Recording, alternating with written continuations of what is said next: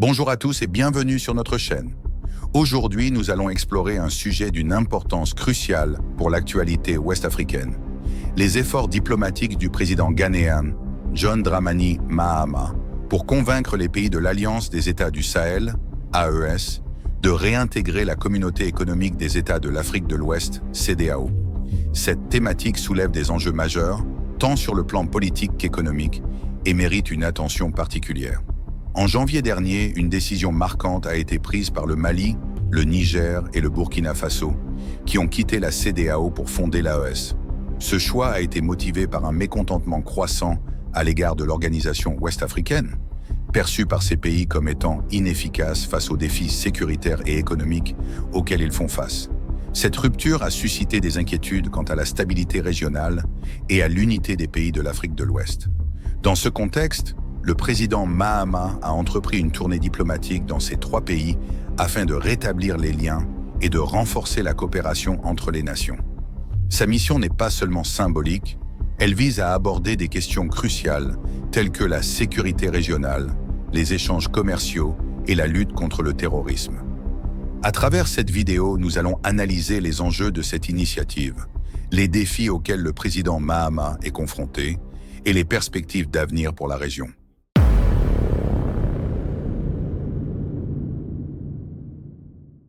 Pour mieux comprendre la situation actuelle, il est essentiel de revenir sur le contexte historique et politique qui a conduit à la création de l'AES. Depuis plusieurs années, le Sahel est confronté à une montée de la violence djihadiste, exacerbée par des conditions socio-économiques difficiles. Les pays de la région, en particulier le Mali, le Niger et le Burkina Faso, ont subi des attaques répétées de groupes armés, entraînant une détérioration de la sécurité et un climat d'instabilité. Face à cette situation, la CEDEAO, qui a été créée pour promouvoir l'intégration économique et la coopération entre les États membres, a été critiquée pour son incapacité à répondre efficacement à ces crises. Les dirigeants de ces pays ont exprimé leur frustration face à ce qu'ils considèrent comme une aide insuffisante et un manque de soutien dans la lutte contre le terrorisme. De plus, des accusations ont été portées contre la CEDEAO concernant son lien supposé avec la France, perçue comme une puissance néocoloniale par certains pays de la région. C'est dans ce contexte que le président Mahama a décidé d'agir. Sa tournée diplomatique dans le Sahel représente une tentative audacieuse de rétablir le dialogue et de réengager ces pays au sein de la CEDEAO. Lors de sa visite au Burkina Faso, il a souligné l'importance de la coopération régionale pour faire face aux défis communs, notamment le terrorisme, qu'il a qualifié de cancer pour la région. Mahama a également mis en avant la nécessité de faciliter le transit des biens et des marchandises à partir du corridor du Ghana.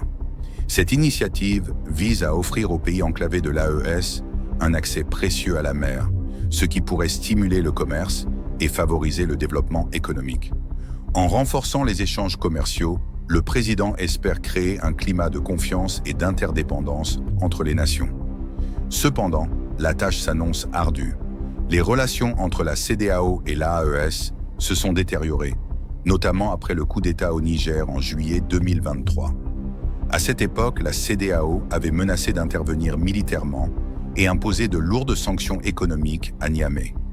Bien que ces sanctions aient été levées depuis, les tensions demeurent. Les pays de l'AES accusent la CEDEAO de ne pas les avoir suffisamment soutenus dans leur lutte contre les violences djihadistes et de favoriser des intérêts extérieurs, notamment ceux de la France. Les défis auxquels fait face le président Mahama sont multiples. D'une part, il doit convaincre les dirigeants du Mali, du Niger et du Burkina Faso que la réintégration à la CEDEAO est dans leur intérêt.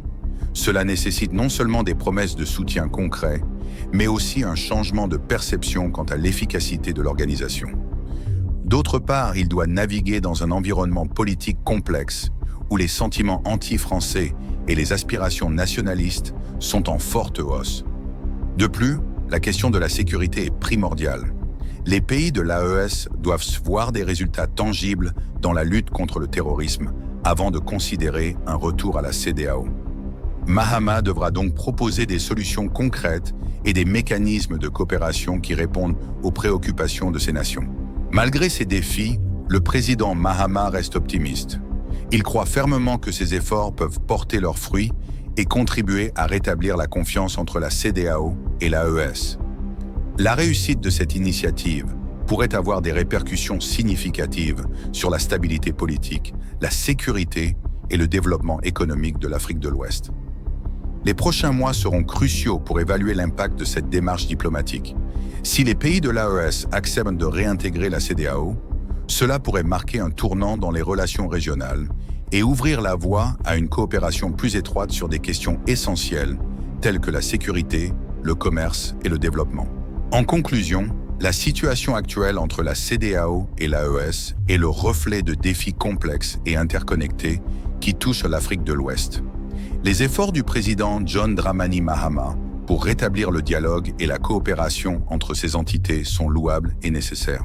Cependant, la route est semée d'embûches et nécessitera des engagements sincères et des actions concrètes de la part de tous les acteurs concernés.